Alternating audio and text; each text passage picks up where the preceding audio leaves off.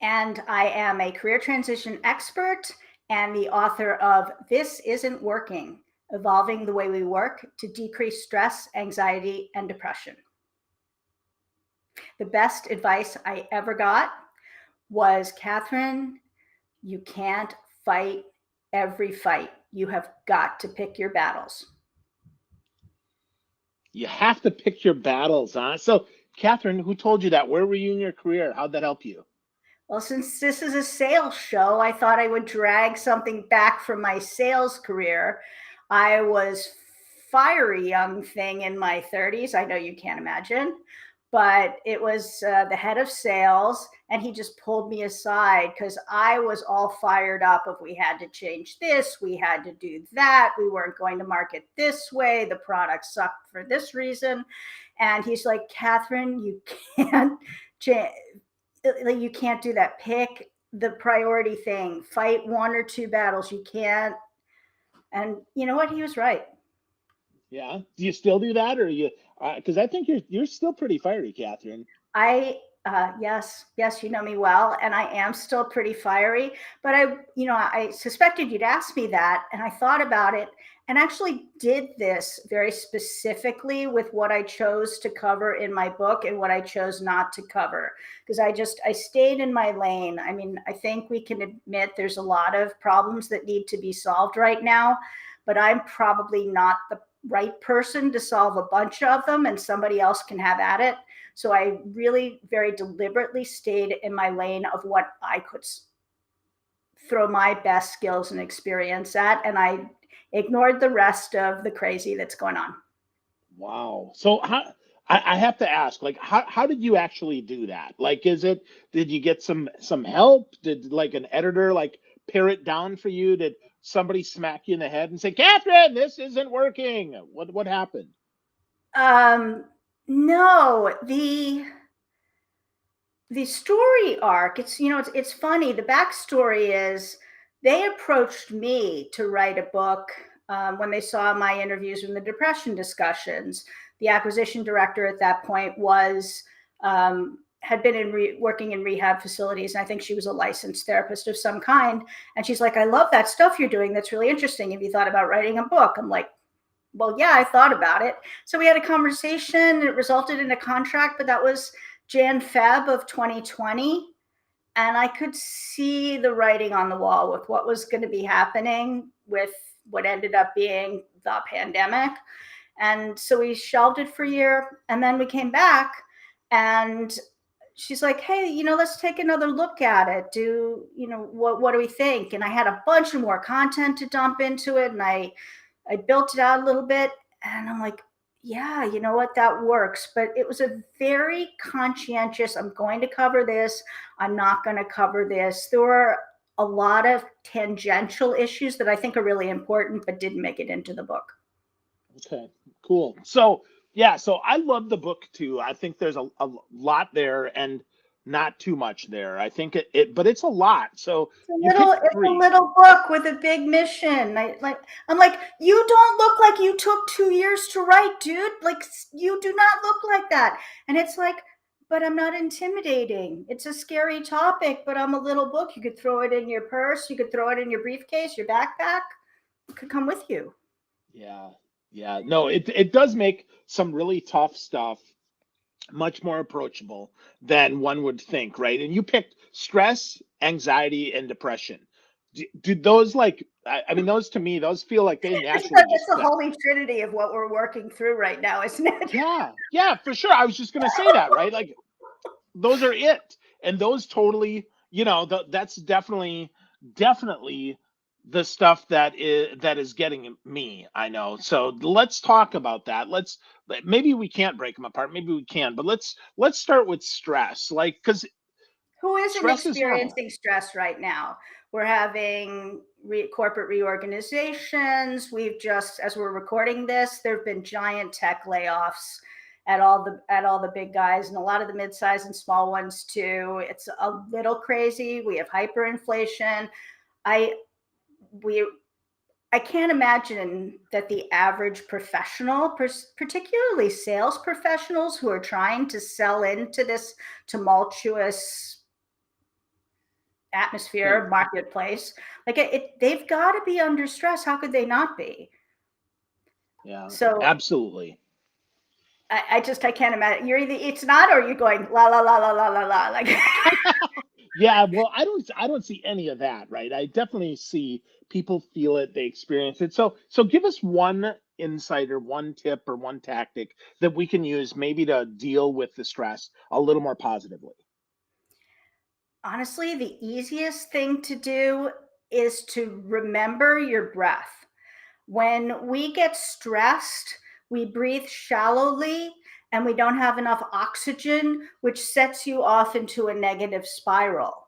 So I'm stressed, therefore I'm clamping down. I'm not taking full deep breaths. I'm not getting enough oxygen, and my body's going, ack, ack, I'm not getting enough oxygen. So it, the breathing is one of the autonomic things that we can control. So if you can say, whoa, whoa, whoa, I'm just spinning, starting to get like, you can take slower, deeper breaths. It's not my practice, but in the book, I talk about the power of box breathing. And anybody who doesn't know what that is like, oh, that box breathing thing. That's awesome. I've the people who've pre-read the book, the people and didn't know about that, that is the one thing they call out about how useful it is. Because you're on a Zoom call and your quota just went up, 25%, and you were behind before, and you think that management took out a Ouija board to come out with your new numbers. Who hasn't thought that? Come on. Corporate Ouija boards, maybe that's where we go. We brand a corporate Ouija board to come up with quotas. And box breathing. No one's going to know you do it. I do it in doctor's offices. You're going in for some icky test or whatever. You can control your breath, and it's like tricking your body into feeling like it's okay even if everything's going to hell.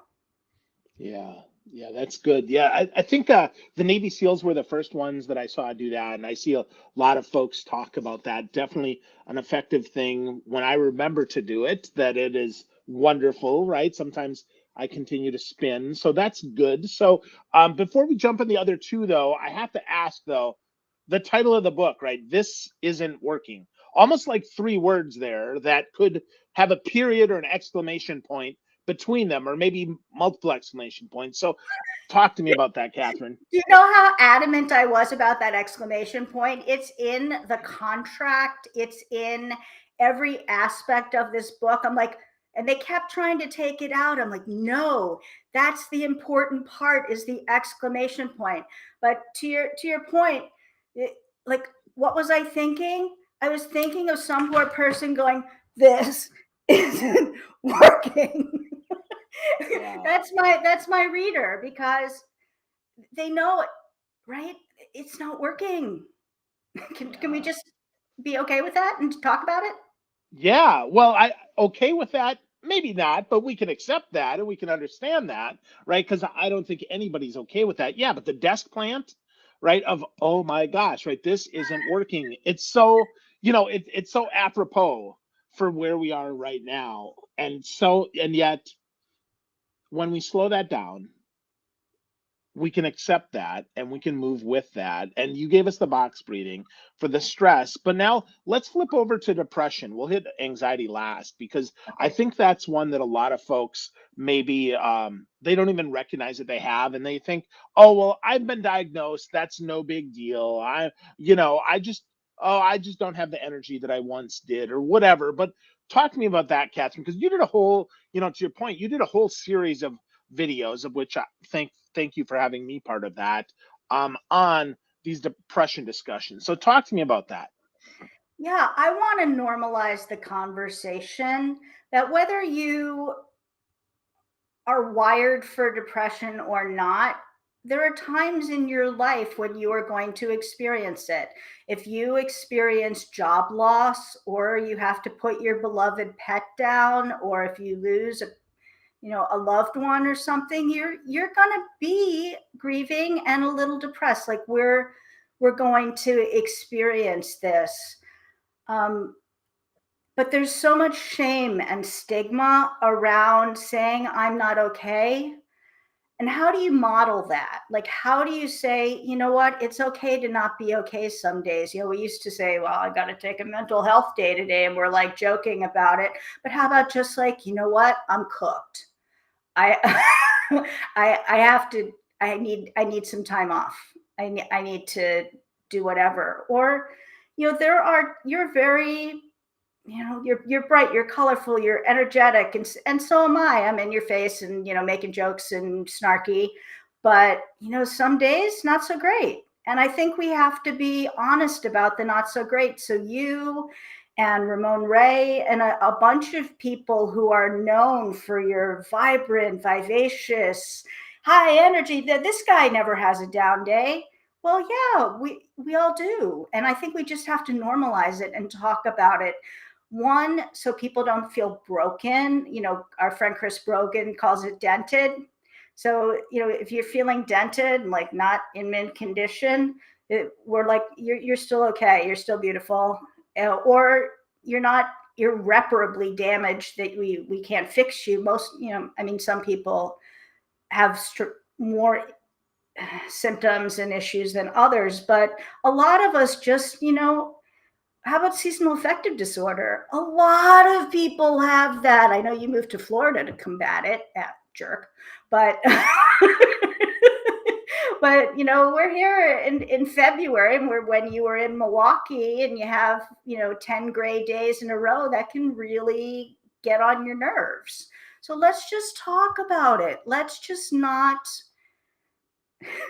One of my former bosses said, hey, is there a section in your book about diagnosed high functioning depressives? And I'm like, yes, there is. That's good. Yeah. Well, and there's a lot there to unpack. I like, first of all, just the idea of acceptance. Like, yes, I have this. First step, right? I think that's really strong. And then let's talk about it. Let's talk about it. Interestingly enough, at my work, we actually have a channel in Slack all about anxiety. And people are there helping each other, talking about it.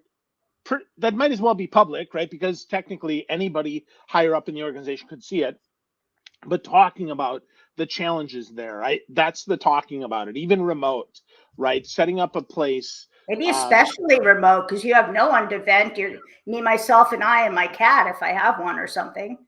Yeah, absolutely, right. So I think that's a great way to to set that up. Maybe and I'm not trying to make fun of it, but just flipping over the happy hour into the sad hour. Let's make a time when it's okay to have these conversations. Let's make some time where it's all right to have this, because yeah, to your point, I suffer from that. It is why I moved to Florida. Yeah. You know. And I would also like to normalize, if someone says, how are you? To be able to say, I'm not doing great. Yeah. And not just the glad handing, oh, crushing it, or whatever, your thing is. Like, Yeah. and that's hard to practice. In my coaching group last year, about this time, I was really struggling. And everyone's like, how are you doing? And I'm like, I'm not well. Yeah. Not well. Yeah. And that takes a lot of strength to say. It takes a lot of strength to accept. It takes a lot of strength to not be there. So where, you know, uh, where do you find that, Catherine? I mean, where is that, because of who you spend time with, that you're able to do that? I mean, because a lot of people might say, well, that's great for you, but I don't think that's going to work for me. You know what? And it's really hard. It's harder for men. Women can maybe have a close girlfriend that they would feel comfortable talking about it, but sometimes men don't even feel comfortable talking to their partner about that because they're supposed to be the strong one. It's really, really hard for men.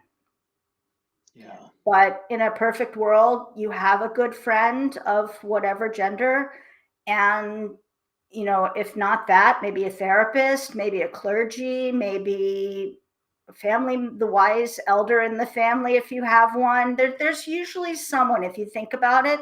And we're worried about being judged, or we're worried that we're not going to get out of it. If you've had, like, if it's been a couple weeks and you're still in the black pit of despair, that's hard, because I know you're a fan of Rob Bell as well. He says despair is a spiritual disease, the fear that tomorrow will be a repeat of today, no different. And that is the best definition of depression I've ever heard. Yeah, yeah, and that sometimes it's that it'd just be better if I wasn't here, right? That's the other thing, and Ooh. that's a tough one, right? Because Okay, if like, you have those thoughts walking around your head, you it's exactly when you don't want to reach out to somebody that you should. And if not, call the hotline. What is it? 988? 998? I I'm think it's dyslexic. 988. Yep, yep, I think it's 988. Yep.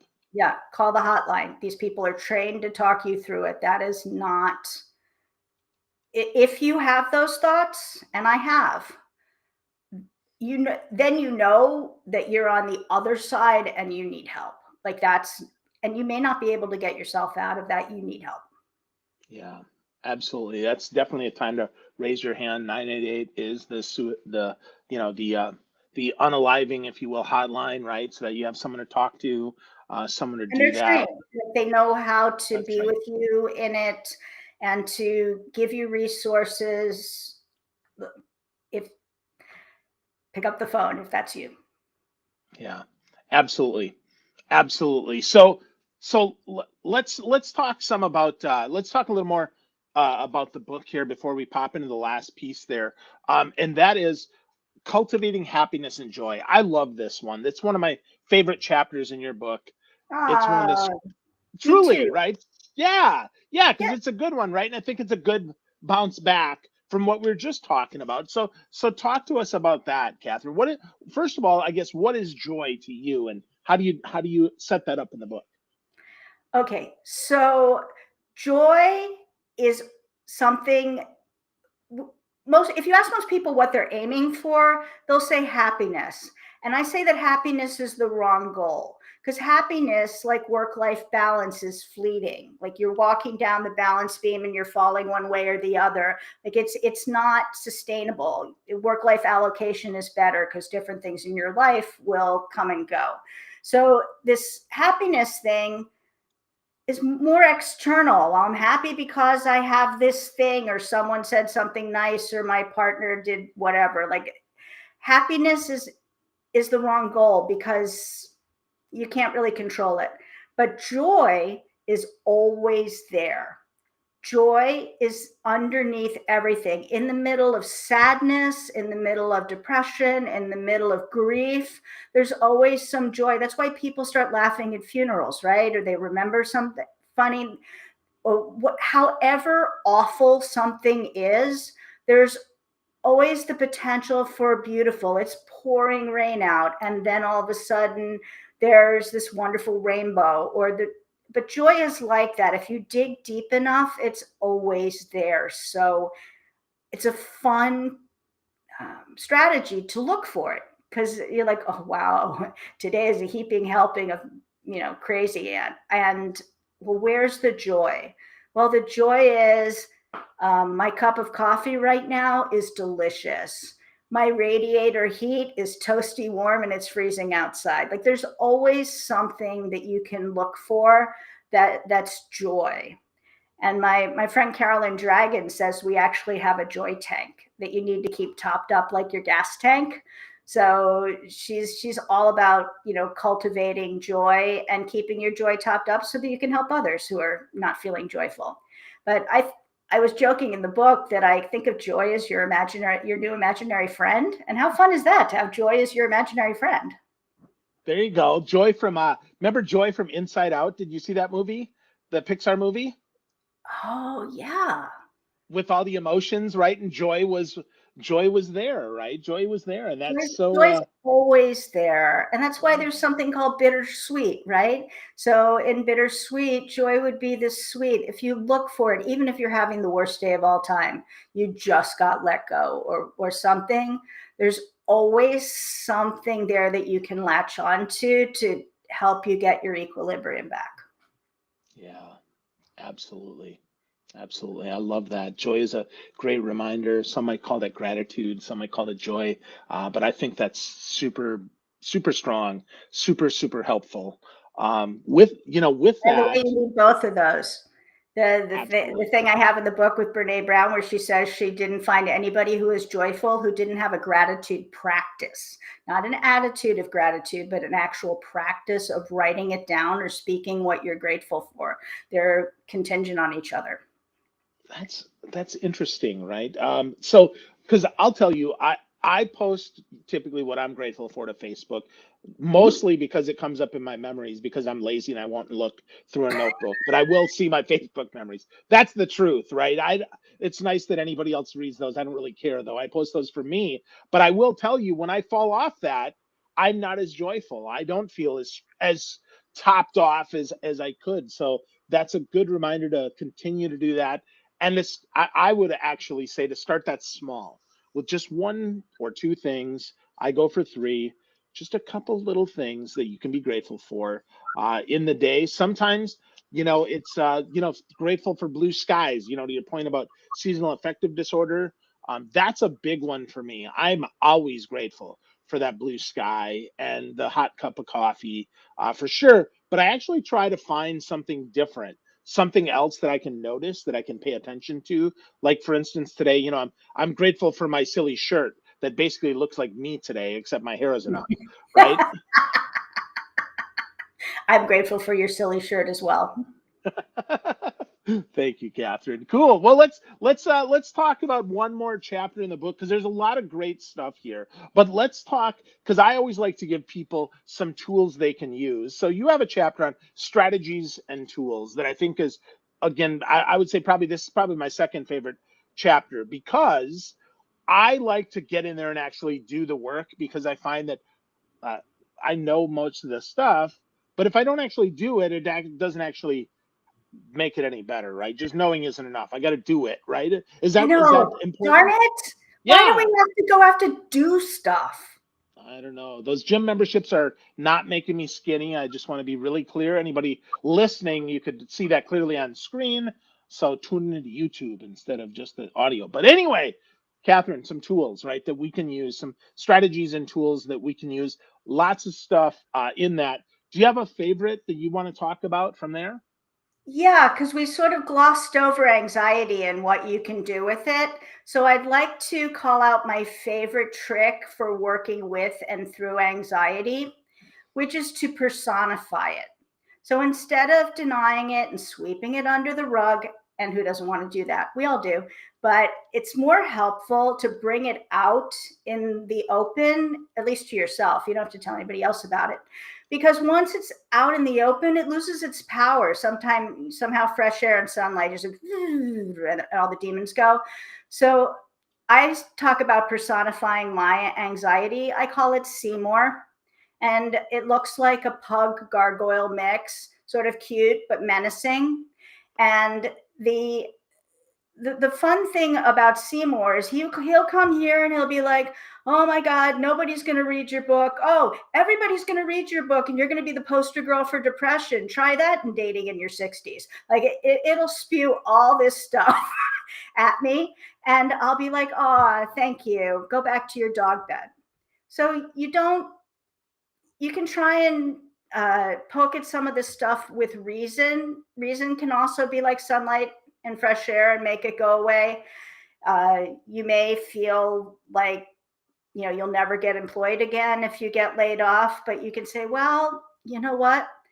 I have worked for the last 10 years. So it's statistically probable that I will work again and someone will pay me. Maybe you just have to start there. It's you crack the door open a little bit, just a little bit for the possibilities. So two things for that, two techniques that work.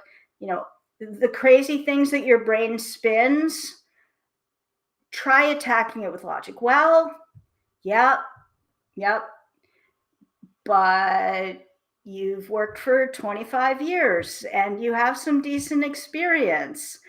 Maybe someone will hire you. Likely they will. Likely they will. So, Yeah. Seymour, make your own Seymour, folks. If you are naturally wired for anxiety, I sort of fall on the depression side more than the anxiety. But if little thing, it does its dance and you send it to its dog bed or whatever you decide it looks like, super helpful. Yeah. Well, when I think of Seymour, I always think of Little Shop of Horrors, right? Oh Feed yeah, me, Seymour. feed me, And then Seymour. yeah, and then I remember not to feed me, right? I remember not to feed that because then it'll just grow. Instead, right, you put it out and now we have it. So I think that might be helpful too. But I love those tactics. That's so good.